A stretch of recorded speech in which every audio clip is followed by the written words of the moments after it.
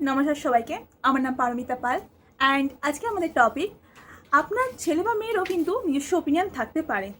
আমাদের এই সমাজে মানুষের একটা ধারণা আছে যে আপনার ছেলে বা মেয়ে মানুষ হতে পারে কিন্তু আলাদা মানুষ হতে পারে না। কাকু বা কাকিমা, আপনাদের বোঝা উচিত যে আপনার বাড়ির ছেলে বা মেয়েটি আপনার প্রপার্টি নয়, তাদের নিজস্ব ওপিনিয়ন আছে, তাদেরও ব্রেন আছে। কিন্তু এখনও অনেক বাড়িতে ছেলে বা মেয়ের লাইফ ডিসিশনস নেওয়া হয় just like a Swiggy orders, যে আমার ছেলে এটা হবে, ডাক্তার হবে, ইঞ্জিনিয়ার হবে, বা অন্য কোনো ওয়েল প্ল্যাটফর্ম যেগুলো কিনা আমরা বুঝি আর কি, ওয়েল সেক্টরস যেগুলো, সেখানে যাবে।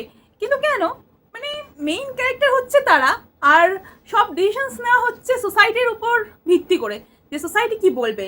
আর সব থেকে ক্লাসিক লাইন, দেখ বাবু, আমরা কিন্তু তোর ভালোর জন্যই বলছি, মানছি যে আমাদের পেরেন্টসরা আমাদের ভালো চান, কেয়ার করেন, ঠিক আছে, বাট তার মানে আপনি তাকে গাইড করতে পারবেন, নট ফোর্স দেমসেলফ।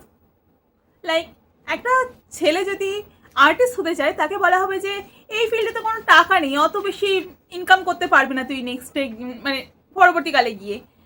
একটা মেয়ে যদি কিনা লেট ম্যারেজ করে, তাকে বলা হবে বাবু এত লেটে বিয়ে করছো, তোমার কি বিয়ে হচ্ছে না, বা কি সমস্যা আছে তোমার। কারো যদি আলাদা ওপিনিয়ন থাকে, দেন বলা হবে যে তুই কি বেশি বুঝে গেছিস নাকি, মানে এখানে সব কিছুতে মানুষের প্রবলেম রয়েছে। কিন্তু সব থেকে ফানি থিং হলো যে পেরেন্টসরা কিন্তু নিজেদের টাইমে সেই ফ্রেমটা পায়নি, সেটা কিন্তু সেটা জানে। কিন্তু তারপরেও যখন সেম জিনিসটা এসে নিজেদের ছেলেমেয়ের উপর করে, তখনই সব থেকে বেশি খারাপ লাগার মুহূর্তটা আসে, যে আপনি যখন নিজে জানেন যে কি হয়েছে আপনার সাথে, তাহলে আপনি সেম জিনিসটা কি করে নেক্সট জেনারেশনের কাছে পাস অন করছেন। অনেস্টলি বলতে গেলে সব ছেলেমেয়ে কিন্তু রেবেল নয়, তারা শুধুমাত্র চাই যে তাদের ওপিনিয়নটাকেও একটু শোনা হোক, বোঝা হোক যে তারা কী চায়।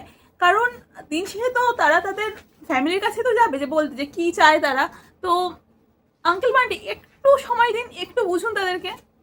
কারণ সবসময় মার্কস খারাপ মানে লেজি নয়, চুপচাপ থাকা মানে অ্যাটিটিউড নয়, অ্যান্ড ডিফারেন্ট ওপিনিয়ন মানে সে তোমাকে ডিসরেসপেক্ট করছে এমনটাও নয়। আর আরেকটা কথা, যে আপনার ছেলে মেয়ে যদি কিনা বাড়িতে তার মনের সব কথা না খুলে বলতে পারে, তাহলে সেটা বাড়ি নয়, মানে just a place to stay. Respect কিন্তু দুদিক দিয়েই আসে। আপনার বয়স বেশি মানেই যে আপনাকে রেসপেক্ট করতে হবে তা নয়, আপনার কার্যকলাপই বলে দেবে যে আপনাকে রেসপেক্ট করা হবে কি হবে না। তো বুঝে শুনে কথা বলুন, কারণ সবাই তো আর রোবট নয়, আর কেউ এখানে রোবট হিসেবে থাকতেও চায় না, কারণ তাদের নিজস্ব ওপিনিয়ন আছে। তারা হয়তো আজকে বলতে পারছে না, কদিন পরে গিয়ে বলবে, আর তখন যখন বলবে তখন হয়তো আপনার গায়ে লেগে যাবে যে কেন আমাকে এরকমভাবে বলছে। কারণ এতদিন ধরে সে পুষে রেখেছিল জিনিসপত্রগুলো, তাই জন্য সে এখন সব কিছু ফেটে পড়ছে হয়তো তার মধ্যে দিয়ে।